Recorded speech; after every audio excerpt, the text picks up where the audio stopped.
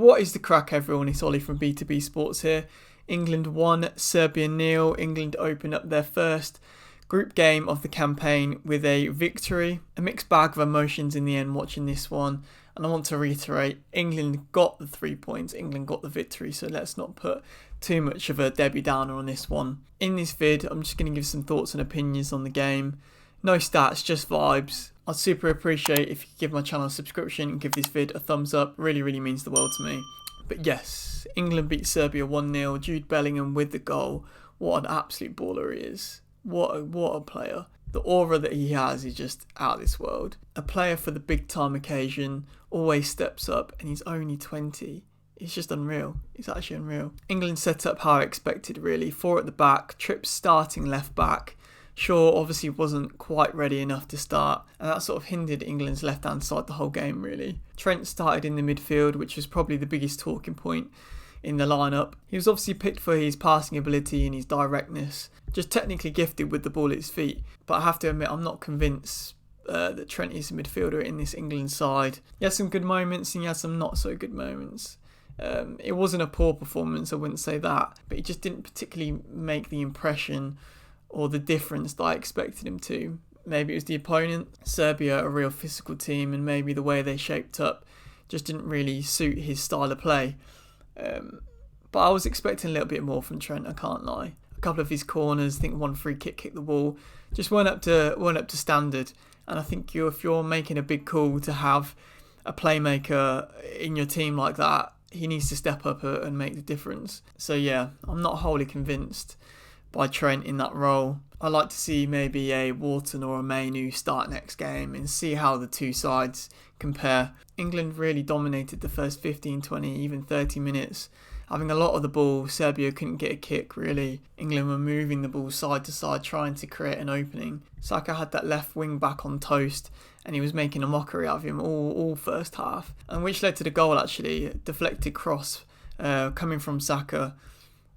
And who's there in the middle of the box? Of course, Jude Bellingham, the man of the moment. Just a born superstar and a man that's made to lead this England team.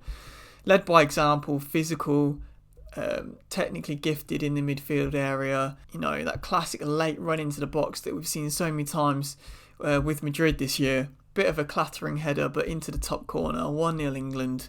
Happy days. The Beatles song Hey Jude was ringing out in the stadium. Goosebump moment. I really expected England to kick on from that point. You know, 3-0 in the opening game would be lovely. But I don't know what it was. Whether Serbia got the hairdryer treatment at half time, whether England looked a little bit leggy. They just didn't have the same amount of possession and control in the second half that they did in the first. Foden in particular, in my opinion, didn't have a great second half or didn't have a great game.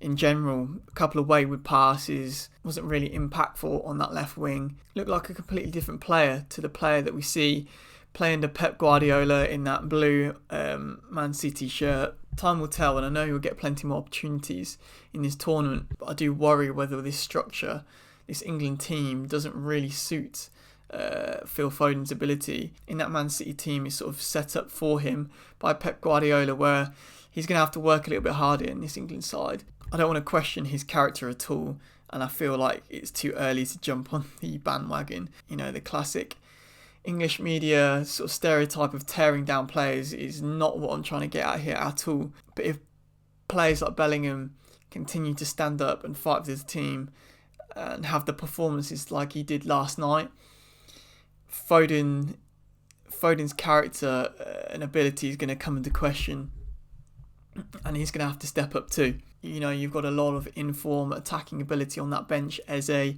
Cole Palmer, Bowen came on. You know, a lot of players that are desperate to try and make an impact on this side. And there might have to be some savage moments on both wings from Gareth Southgate to make the call and bring someone on. Kane was another one. Kane looked a little bit isolated up top last night. I like the fact that he's staying higher up. I like the fact that he's not dropping too deep like we've seen in the past. But maybe whether it was Serbia's system, the three at the back, the three massive centre halves, just outnumbered Kane. Kane really didn't have an impact at all.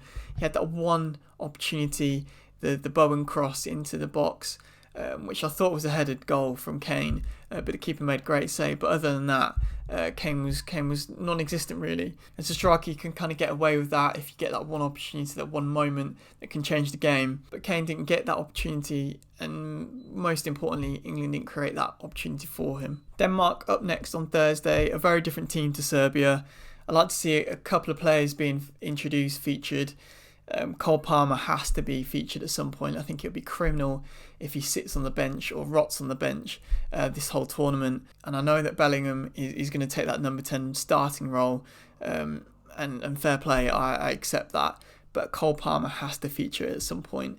He can play in any of those front three midfield positions. It's a must for me, an absolute must. But England get their Euro 2024 campaign off to a win. Not the most exciting win, but a win is a win. 3 points in the bag, and we move on to the next game. Before I wrap up, Mark Guéhi, give a shout out. I haven't mentioned him in this video. Very, very solid at the back. All those defensive woes and worries were completely put at ease. I'm really excited to see that John Stones, Mark Guéhi combination for the rest of the tournament. But cheers for watching and listening, everyone. Peace out, and up the England.